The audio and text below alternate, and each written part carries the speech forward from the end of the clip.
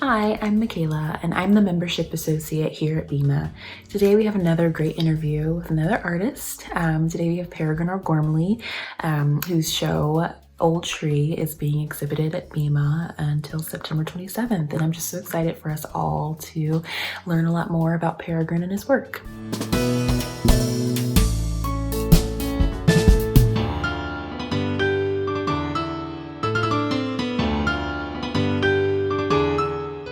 I'm Peregrine O'Gormley. I wanted to introduce myself as well as my solo exhibition at BIMA. There are over 60 pieces represented in the show, and it spans a working period of more than 25 years. I'm so much looking forward to meeting everyone. I hope that we're able to actually walk through the museum in person sometime in the very near future. Okay, so to start us off, what can you tell us about yourself and your work? A couple of things I would like people to understand as they view the work and as they move through the museum. The materials that I'm using are primarily natural materials, mostly wood and stone. And that wood that I'm using is harvested in a respectful, sustainable manner. So much of it is dead down material, some of it is drift material, some of it is from old-timer collections. But there are no living trees that are coming down for my work.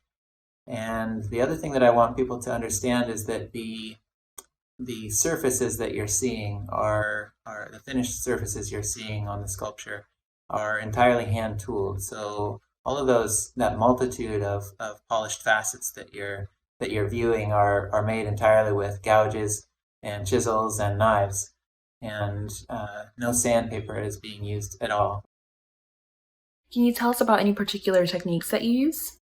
When I'm working with wood and a wood original to create a sculpture, I'm taking a rough material and via reductive or subtractive sculpting, bringing it to its final form. Whereas with bronze, it's a very complex series of steps and changes in material throughout the entire process.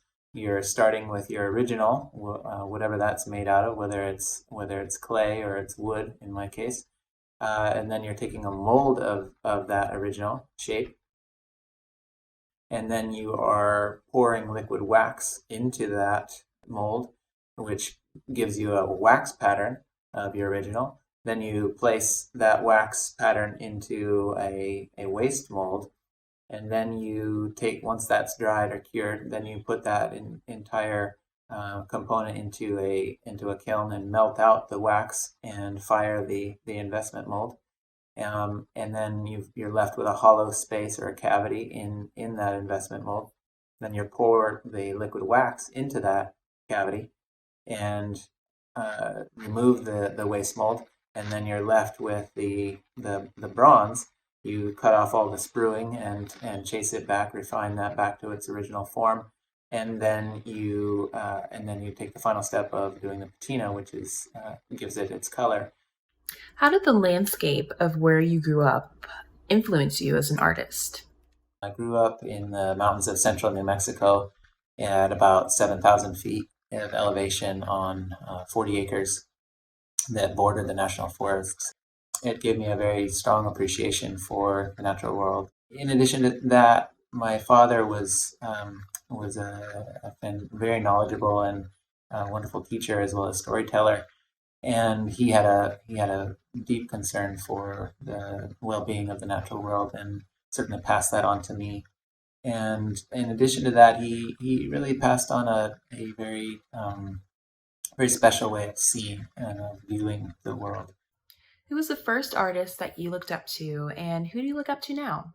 His name was Ross Ward, and he had a museum called Tinkertown in Sandia Park, New Mexico, and I had the opportunity to visit him and work with him consistently as a boy. And the museum had carvings of miniatures, miniature dioramas, so old Western towns, circus displays, and everything was carved. So horses and buggies and covered wagons and cowboys and the elephants and acrobats. Everything was 4 or 5 inches tall. The figurines and all painted and all carved. and some of them moved, some of them had, were animated. And as an 8-year-old who was just kind of starting out with carving and being fascinated by the process and really enjoying it, it was spectacular. It was absolutely magical. And moving into my adulthood, I have profound respect for Phil McCracken as a sculptor, and he and his wife Anne have been absolutely exceedingly kind with me and generous and supportive of me. What made you stick with being an artist?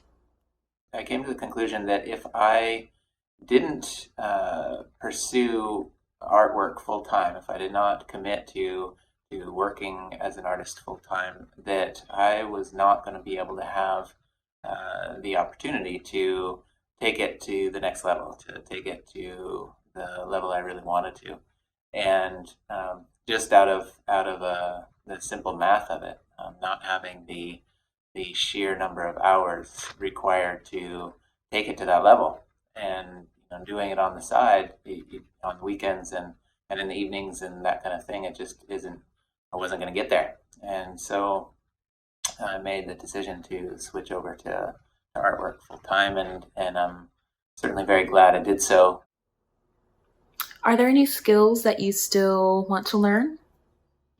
One of them is welding. I've always wanted to weld and do that well, and I have the basics, but mastery is a whole nother level. Another one that is has always been a kind of a source of consternation for me and that I consistently work on and will continue to do so, is the translation between two-dimensional and three-dimensional. I can do two-dimensional decently well, and I can work with three-dimensional fairly well, but translating from one to the other is tricky for me.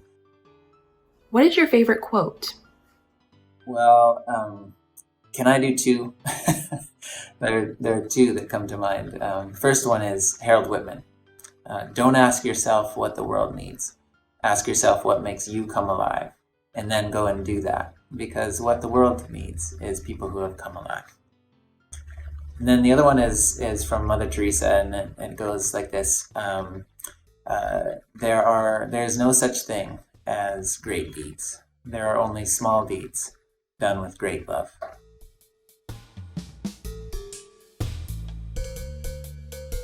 If we're going to have art in our lives, in our daily lives, and if we're going to have art in our world and in our country, the artists that are doing the art need to be supported. I've been very fortunate in being supported by my own arts community, as well as the galleries, as well as the museums.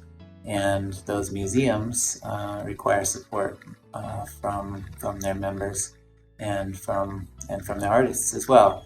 And each one of us is doing our part and adding our energy and effort into what we are able to bring to the table. And for me, that's doing the work itself. For my galleries, it's being able to market and sell the work.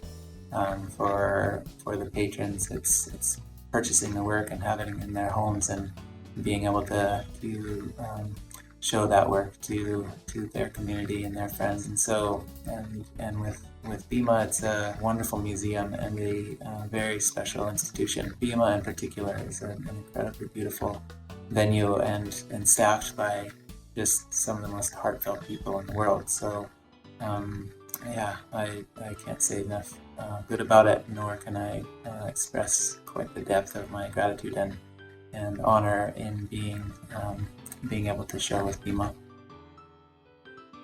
Well, thanks so much to Peregrine. Thanks to all of you for watching. We hope you enjoyed this video, and stay tuned for the next one.